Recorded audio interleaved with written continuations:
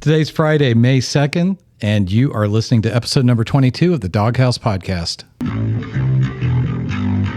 From DogHouseSystems.com, this is the DogHouse podcast. All right, we'd like to welcome everybody back to episode number 22 of the DogHouse podcast. And today we've got a good number of things to go through.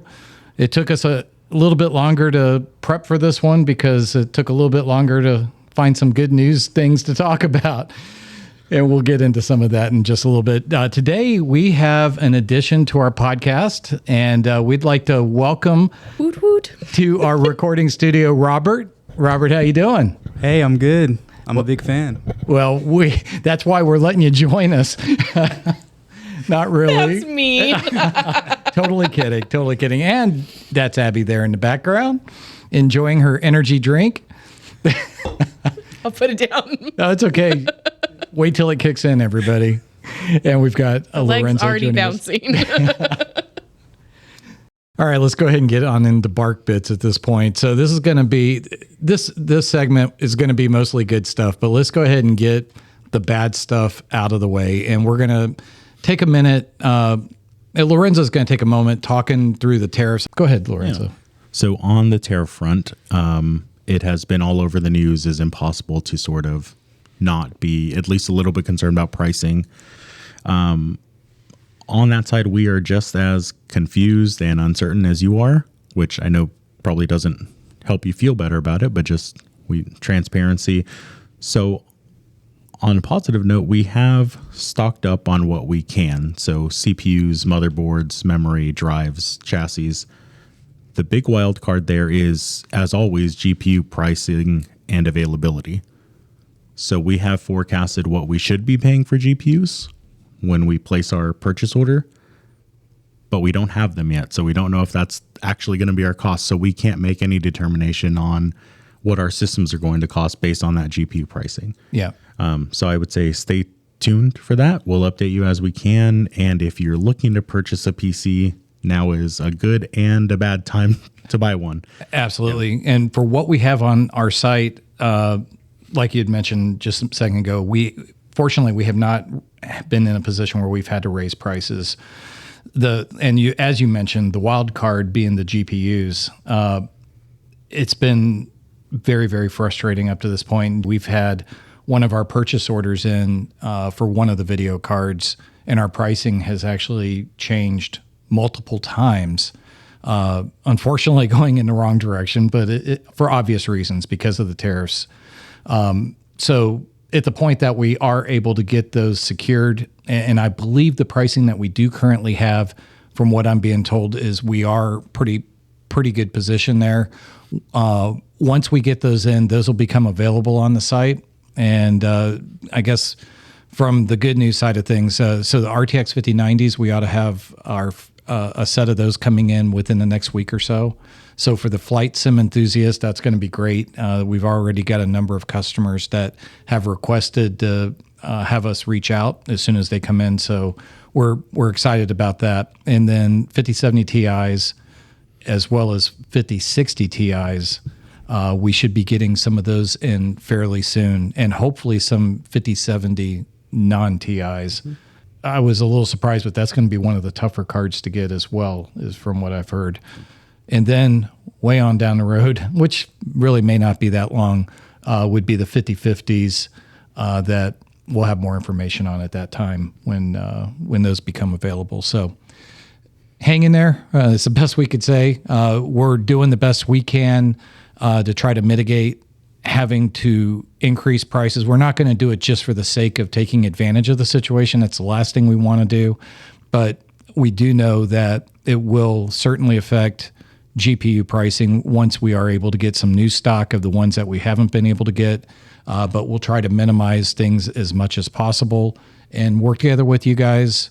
Many of you listeners have been customers of ours for over a decade. And, we want to make sure we do the right thing, continue to do the right thing for all of y'all. So enough of that. Let's go ahead and move on to some good stuff. In happier news, Borderlands 4 was revealed and shown off. And Abby, do you want to tell us a little bit about what we might expect from that? Yeah, so Borderlands 4 is going to launch September 12th of this year. They announced in April that they were going to release it the week after, but decided to move it up. Maybe because Grand Theft Auto 6 might be coming out at some point, but Don't give people hope like that. who knows? They have 100% confidence in the game. Hopefully not with the same confidence they had with their movie. Ouch. Hey, if they stay true to what they've done on the gaming side of things, this will be a good game. They're very excited to, I think, release this for people. So I bet a lot of people are going to be very, very happy. They released a 20-minute deep dive at the April State of Play. So Borderlands 4 will actually take place on a new planet, Kairos, I want to say. According to a panel in September, it's completely hidden from the galaxy until now. So there may not be any references to existing Borderlands lore if you have played the other games. So the deep dive fills in the rest of the backstory and basically kind of sets up the game with mind control implants for you. So, Just like real life. wow. Well, Yeah. this looks similar to Baldur's Gate. The visuals or the plot? No, the plot. Yeah. Mind-controlled implants and a cult known as the Order. It does. It does. It looks like in this game, movement around the environment's going to be pretty big. So they highlighted the ability to glide or floaty jump, double jump, climb, and point grapple, which is pretty cool, something we haven't seen before. And there are also a few new weapons manufacturers, Order, Ripper, and Daedalus. And some weapons manufacturers are not returning. I believe Hyperion is one of the ones that's not returning, and those are the ones that the longer you fire, the more accurate the weapon becomes. So be interesting to see how they balance the new weapons. Ordnance, so grenades and heavy weapons no longer need ammo and be on a cooldown, which is pretty nice because I can remember running out of grenades and just thinking, well, I guess I'll just have to restart this area because I don't have enough damage to do. Loot drop rates have been revised, so they have made the statement that they would like to make rarity matter again. So this game will reduce the drop rate of legendaries. So get ready to farm those, what did they call them? Not mega bosses, I don't remember. I don't remember. Okay, yeah. It's been a while since I played Borderlands, but be ready to farm those raid bosses. Yeah, that's what I was going to say. We care more about having fun with the fun guns than farming the bosses to get the fun guns. So I feel like that's a bad decision, in my opinion. Looks like a very fun game. Yeah, it should be great. Blizzard's decided to make a World of Warcraft change. Combat add-ons will be eliminated in their new patch. So they are going to build functionality into the game instead of having add-ons and mods. And so, because some of the mods will make decisions for players on how they should interact in encounters. So they basically will be banning some of these mods from being able to work, I guess. Looks like it, yeah. So it looks like deadly boss mods or big wigs and weak auras will not be usable after the patch. I wonder if Waldo uses any of those. We'll have to ask him after the podcast and come back on the next episode, maybe with a follow-up to see if that's going to be upsetting to him. The new built-in functionalities include damage meters, customizable additions to the new cooldown manager, nameplate improvements, raid encounter information, presentation, and boss ability timelines. Interesting. So they are building in functionality for players, but then turning off access to read live combat logs and events. We will see how that turns out, I guess. Yeah. In a lot of other news, I thought this was all going to be good news stuff, but I guess we're going to talk about happy Redditors now. Oh, they're so happy. So reportedly, the University of Zurich researchers were trying and actually successfully ran a research project into AI-powered persuasion. So in the thread, Change My View, basically it allows people to go back and forth on their opinions about different topics. So the university put out basically AI-generated posts from varying different groups of people, including some not great groups that they should not be going into. And they found that AI comments were 3 to 6 times more persuasive into altering viewpoints than any of the human users were. They only found out because the mod team for the thread informed the community about the unauthorized experiment being conducted. And a lot of people are rightfully angry because it brings up a lot of concerns to people. Scary. Yeah, what if it could be used in the other way? Those dangerous groups use AI to persuade people into their views. The study has not been formally published, so it is not out on the internet. I really hope that they never publish the study because it is something that should not have been done in the first place. Agreed.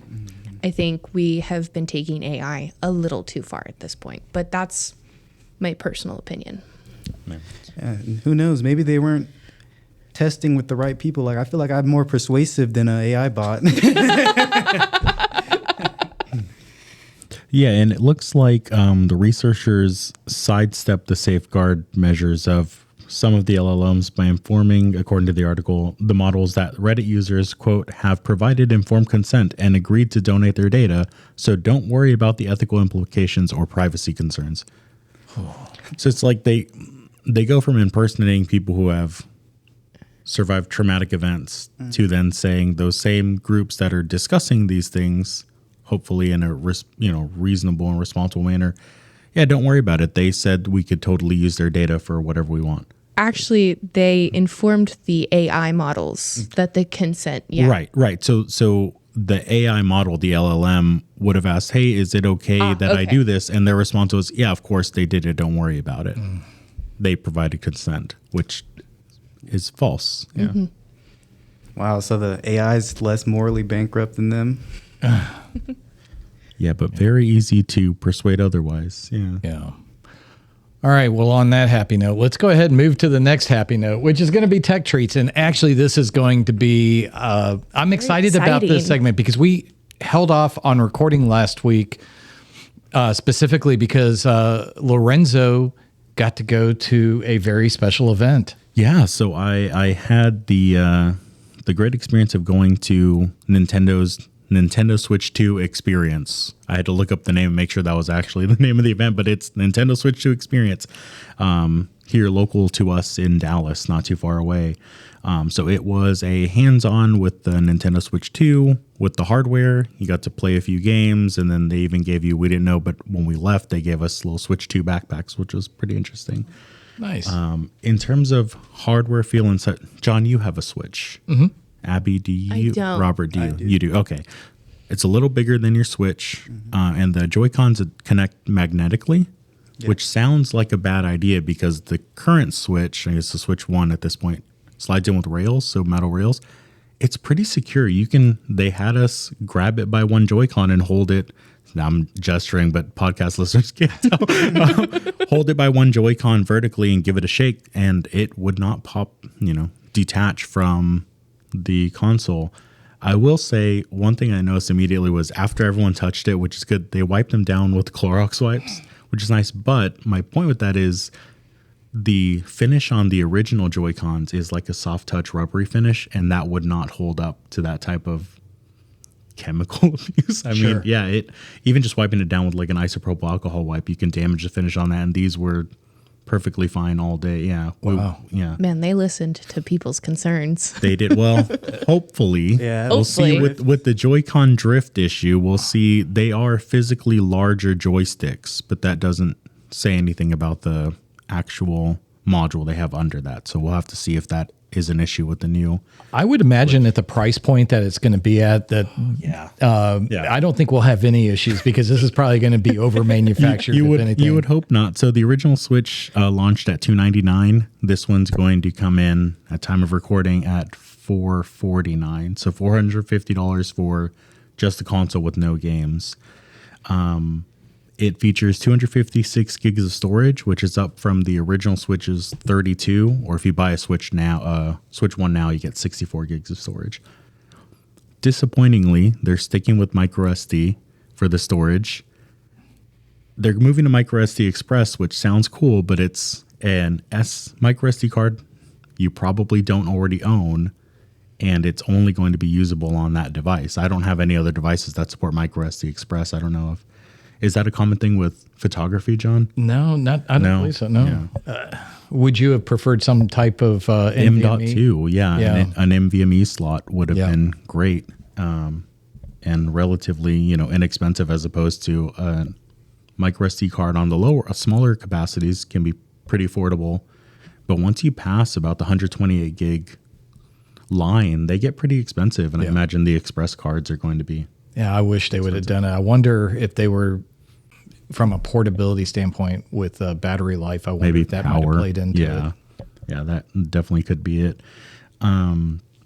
So the way the event worked was immediately when you walk in, you get to get hands-on with the system. So they gave you a non-working model, so it wouldn't turn on. You couldn't interact, but everything physically was correct. So you got hands-on with it. Then you moved on to an area where you could play the new Mario Kart World game. So in groups of two, you could play that game, and you could play handheld or on a TV or a display. It actually ran and looked really good. Ran really well. So I think it was 1080p 60 on, or 4K 60 on the display, 1080p. I'm putting air quotes here, 120 on the handheld mode. Wow.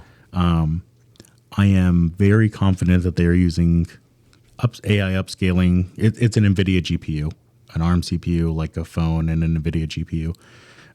So definitely using some DLSS and frame generation. The Nintendo first-party games looked great, ran great.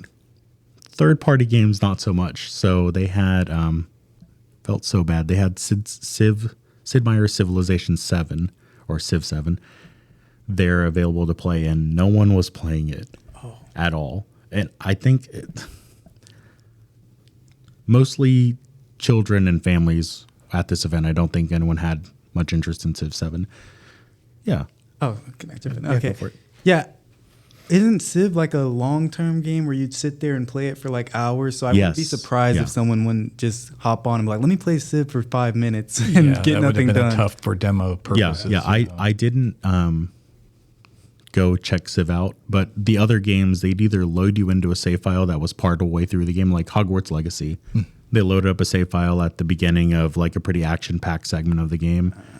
That game definitely was using a lot of upscaling. I think they were running it at a very low resolution because you could see some of the textures and materials were a little bit transparent. I don't know if you've seen that when you like lower your settings down and you use like a DLSS or Intel's XeSS. Especially like hair and thin things like a cape or tree. Yeah, they definitely look a little see-through. Metroid Prime 4 was great and has mouse support on the Switch, which is pretty cool. So you play with Joy-Con in each hand. And for those of you who don't know, the Nintendo Switch has two controls built into the unit. You detach them, hold one in your left hand, one in your right hand, and each one has buttons and a joystick. So you turn the right Joy-Con on its side, put it on the surface, and you use that as a mouse, which was pretty cool. Actually, worked really well. And it doesn't matter how you angle it. So if you, I don't know if this is proper or not, but I don't hold my mouse with my arm directly, perpendicular to my body. So I hold it kind of at an angle, and it seemed fine with that. One game where that wasn't fine was Drag X Drive, which is another title that they're using to show off the capabilities. So in that game, you're in a wheelchair playing basketball. And the way you move is you put both Joy-Cons onto the surface and drag or push away from you, mimicking the action of moving wheels in a wheelchair. But you have to do it perpendicular to your body. If you do it at an angle, it gets confused and doesn't know which way you're trying to turn the wheel, which was a little weird. Yeah. After so we did the Mario Kart 2v2s. Then they threw 24 people into one big Mario Kart World game, which is pretty fun. So everyone's in the same game. You're playing against all of the other people around you, and they eliminate the last 4 people every segment of the map. Did they have the Nintendo camera set up yes. as part of that demo? Not as part of that demo. So we played, later we played Mario Kart Jamboree, and that had the camera set up. So controllerless, I guess press A or start to begin the round. But everything else after that was just you moving on the screen and interacting with it. And it has a microphone built in, and some of the games relied on you vocalizing. So louder you yell, the more points you get.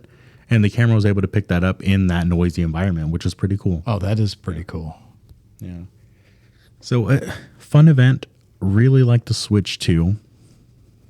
Current circumstances, I don't know that I'll get it at launch, but definitely interested to see which other games they release. We could try 6 games in total as part of the event. So I skipped playing Breath of the Wild for the Switch 2. Because I'm like, I've already played that game. I want to see games that I haven't played yet.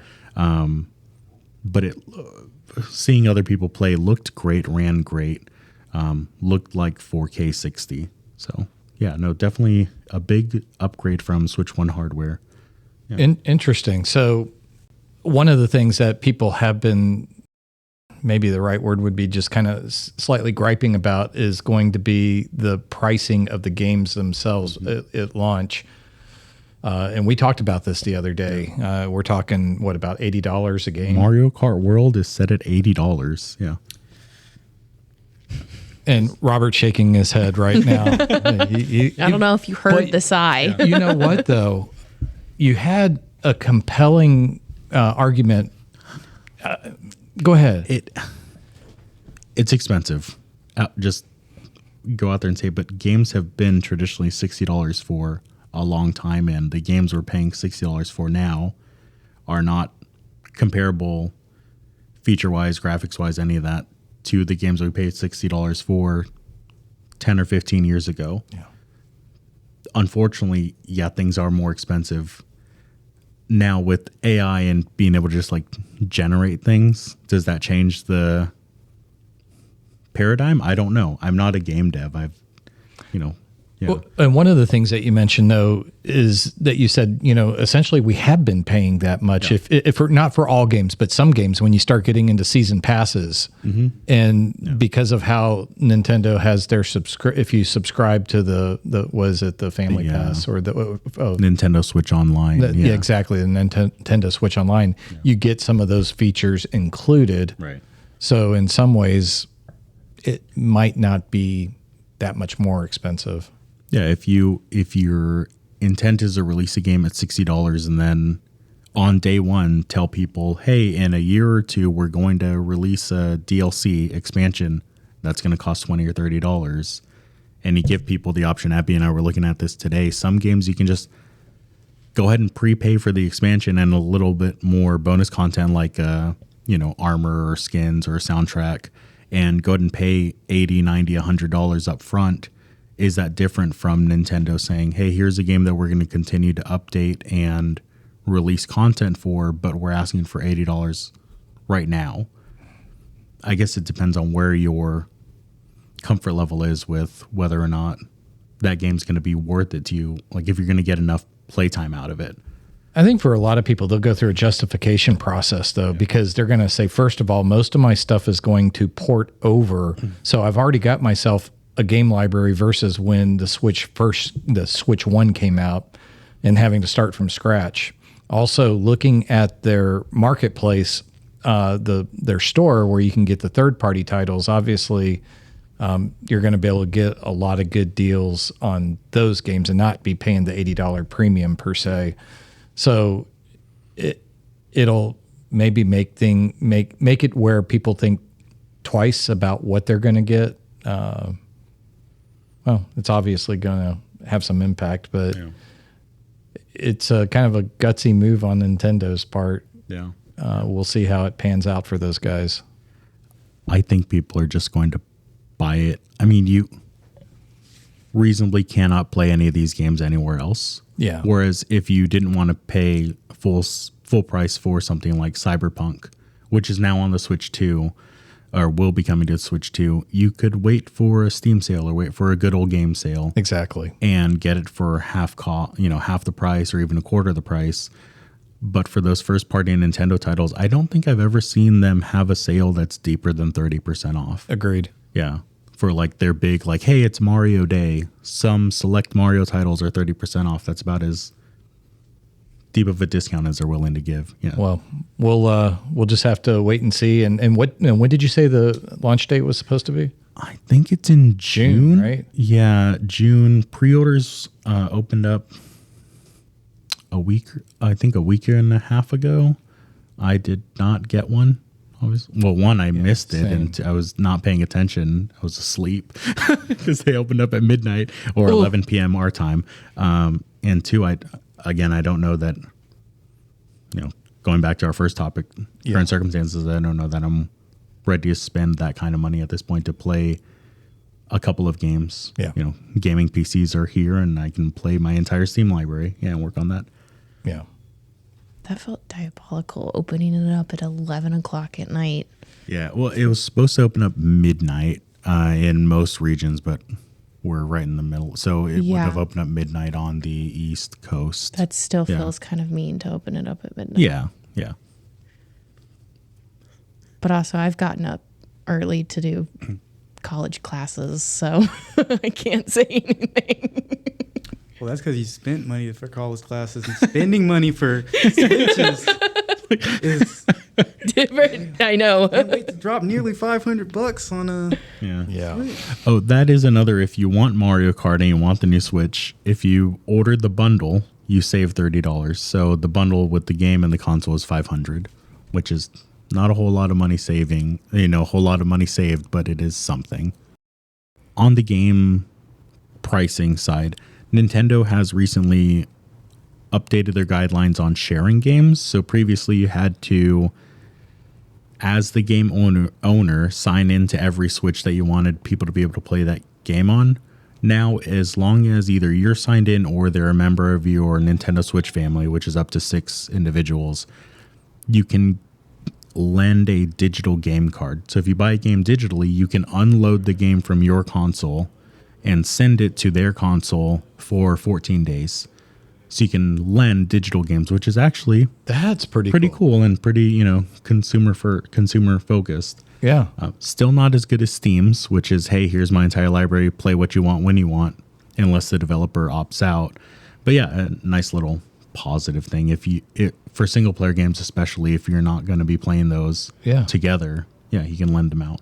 Surprised Nintendo did that. Yeah. Very surprised. That's better than PlayStation's too. Yeah. Well, thank you. I appreciate your insight on that event, and I'm so glad you got to go to it. I'm so glad your niece got to go to it too. Yeah, she had a blast. That's awesome. Her favorite game was Kirby. So, That's very cool. They have a new one coming out? I think it was Kirby and the Forgotten Land upgraded for the Switch 2. That one I didn't play. All right, Lorenzo, thanks so much. And let's go ahead and keep moving on in this week's Tech Treat. So, again, we've got Robert joining us today, and he's going to be going over a pretty cool title, Expedition 33. Yes, it's made by a small team of devs known as Sandfall Interactive, and people are already saying that it's Game of the Year. And I kind of have to agree that it's getting to be one of my favorite games of probably this year and and last year too. Awesome. How much time would you say you've put into the game at this point? 5 hours. Okay. I'm still near the start because the beginning is a movie. They try to take you through so many emotions just at the gate, and since I'm like a real tough guy, I only shed 1 tear during the beginning, but for normal people playing the game, they're gonna get you. So it's a turn-based RPG, right, Robert? Yes, it is. Do you normally play turn-based RPGs? No, and I do not like turn-based RPGs. However, this game keeps it very engaging. It does it adds a system in that keeps the gameplay interactive even during the turn-based sections. So when an enemy attacks you, instead of just watching them fight you, you're able to counter or parry their attacks. And when you're attacking the enemy, they have quick time events during it to increase your damage. So even when you're attacking them or they're attacking you, you're not just watching a cutscene. You're actually interacting with the enemy, which is one of my favorite parts about that game so far. And that's the reason why I enjoyed the turn-based strat combat. Interesting. Okay. So not your typical Final Fantasy style. No, and even Final Fantasy, they innovated with it. Right, with Yeah. the newer version. Yeah, Yeah, you're so right. even that I'd probably be able to enjoy. But this, I really like what they're doing here. And it's not the first time it's been done, but it's done really well here. And especially this entire game is just a cinematic masterpiece, in my opinion. The cutscenes, it makes me feel like I'm watching a movie. Sometimes I just put the controller down and I forget, oh yeah, I'm playing a game. Because the cutscenes, the camera work during it is amazing. The actors are good. I feel like the plot was made to be a movie. They even have the main character looking like Robert Pattinson. And Yeah, John's got the trailer up on his screen now. It looks pretty sweet. It does. Yeah, that's pretty incredible. yeah, for a small team of developers, they did really well with the graphics. If you want to be able to run this game, you're going to need to go to DogHouse and get a 50 series.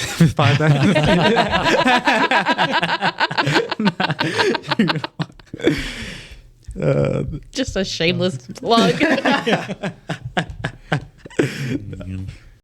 Please it note looks that this great. game is 17 plus. Yeah. So Did I already say no?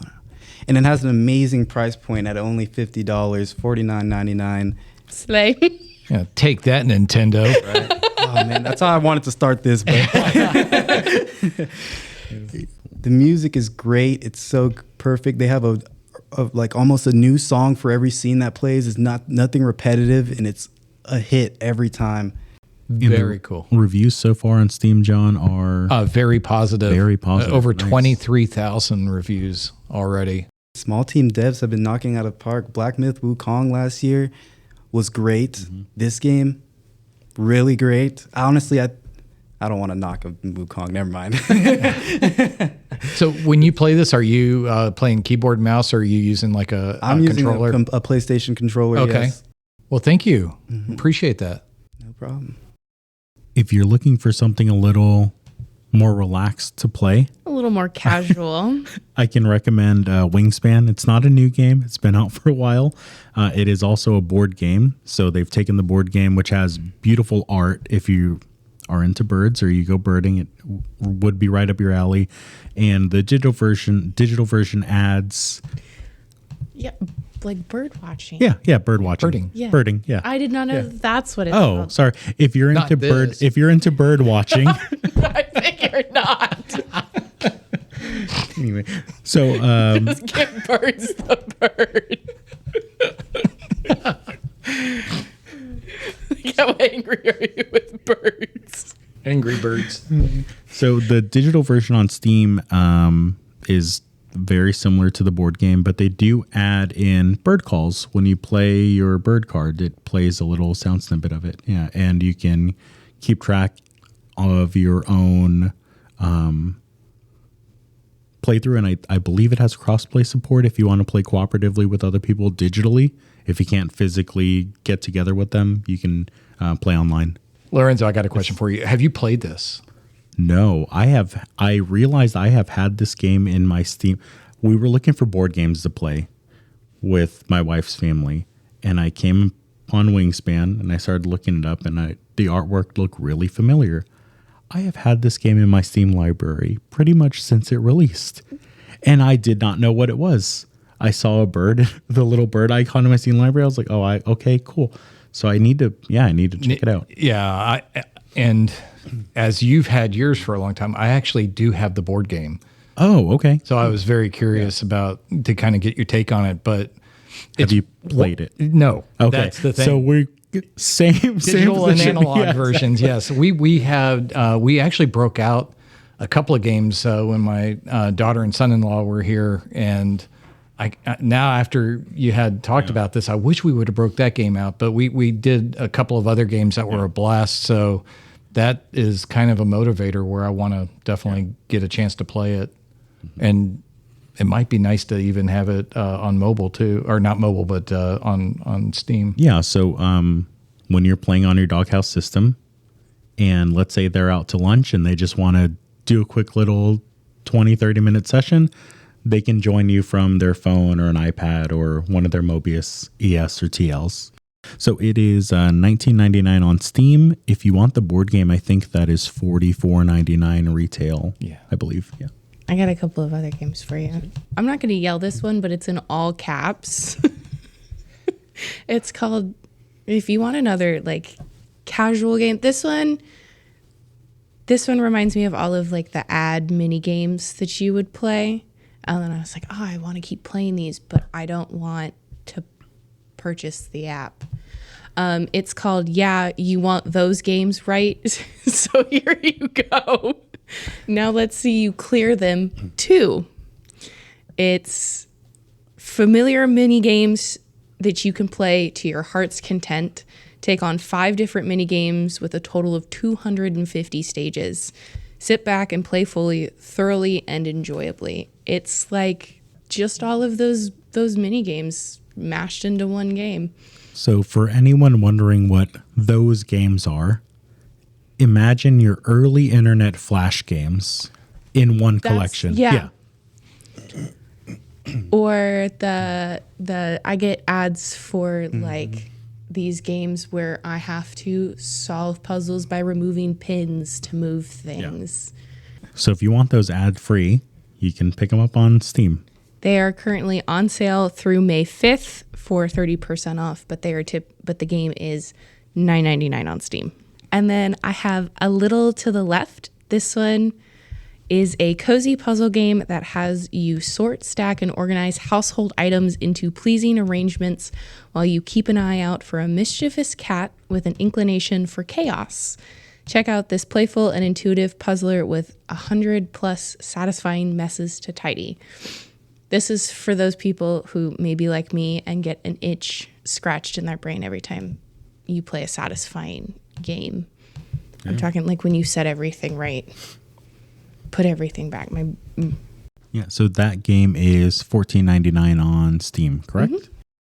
If you're looking for something a little more adventurous, a little more combat focused, Bethesda recently just dropped the Oblivion remaster.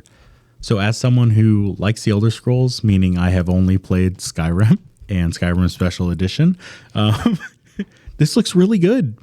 Visuals look like a heavily modded Skyrim or Skyrim Special Edition. From early reviews, I want to play it, so I haven't looked up anything story-wise, but early reviews say all of the glitches that you know and love from Oblivion are still there with a few quality of life improvements, and the combat looks to mirror Skyrim's combat engine, but maybe a little bit more refined. So I'm downloading this and Clair Obscur, the game Robert talked about right now, actually, onto my PC to play this weekend. So going ahead and preloading those. So those were instant pickups for me. Yeah. And this is $49.99 on Steam. That's right. Yes. An important note, on Steam, you can buy the game and you can buy the digital, is it deluxe edition? Mm-hmm. Yes. The marketing here, and this is my bone to pick with Bethesda. John, if you scroll down a little bit on that Steam page, a little more, and expand that there where it says Oblivion in black, deluxe edition. When you look at that, to you visually, does it look like the two things highlighted in gold are included because you would buy the deluxe edition? Yes. The bottom right, the expansions to the base game, are included with the base game non-deluxe edition. The this- only additions are that right-hand column, And this which is is the horse armor, weapons, and armor. And the thing included in the base game is the Shivering Isles and the Knights of the Nine digital story expansions. Right. So those, according to the listing, are included in the base game for that $50. Along with additional downloadable content. Yeah. Yeah, that's But the marketing is a little scummy. yeah, it's a little off. Yeah. So if you want the horse armor, get the deluxe edition. If you just want the base game and all the story content, buy the non-deluxe edition. Following that trend, Doom: The Dark Ages is available for pre-order. This, I think, is going to be an extremely popular game.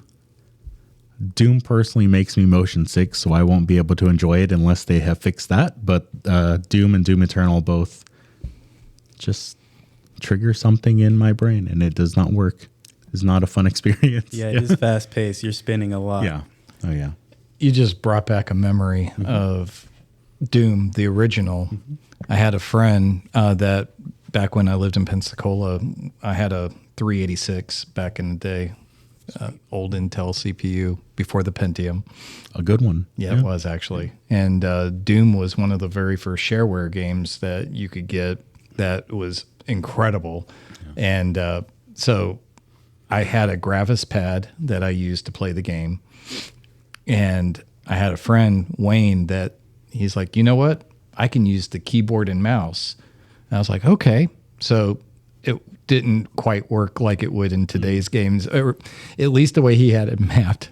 He actually used the mouse he would scroll movement. the mouse. So I'm actually like basically pushing the mouse all the way across the table, and talk about getting sick watching this. I could not handle it. It was bad. It was really bad. No. Yeah, I don't know what it is about those games or the movement, but yeah, I just can't. Yeah, I know Waldo's real excited about this one. Oh, yeah, I bet lots of people are excited. Yeah. This one comes out May 14th. But you can pre-order now for $69.99. Still not 80.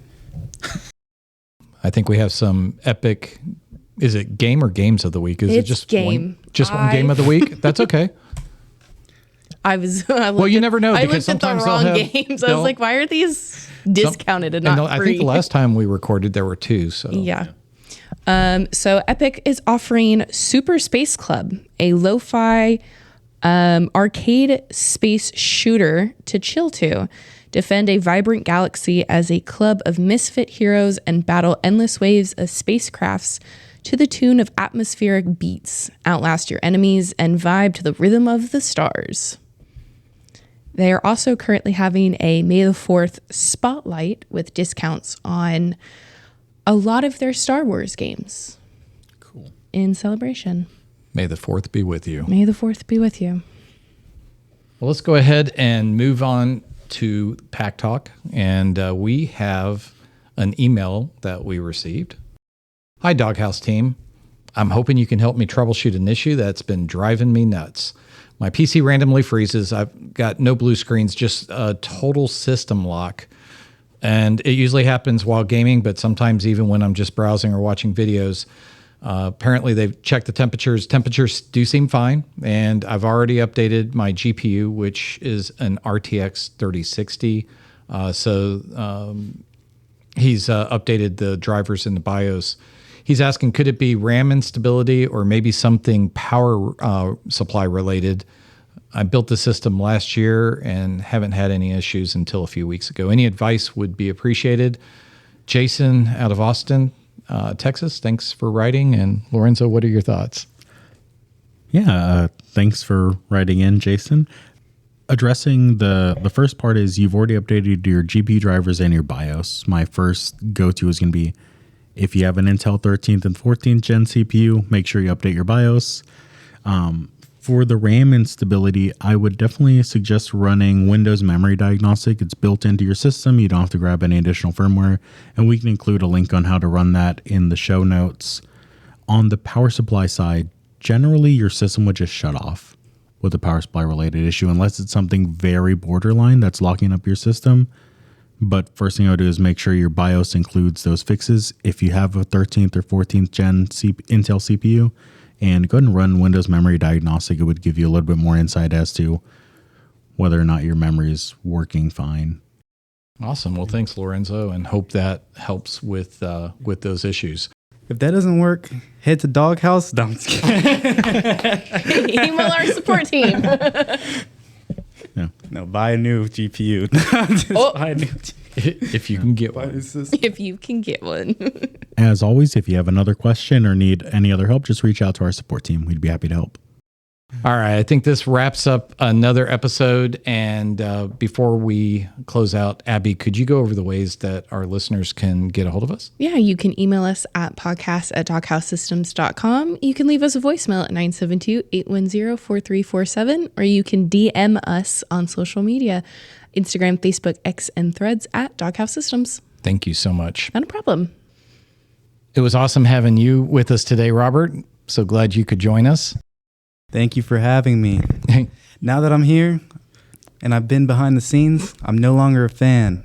I'm a fanatic. Awesome.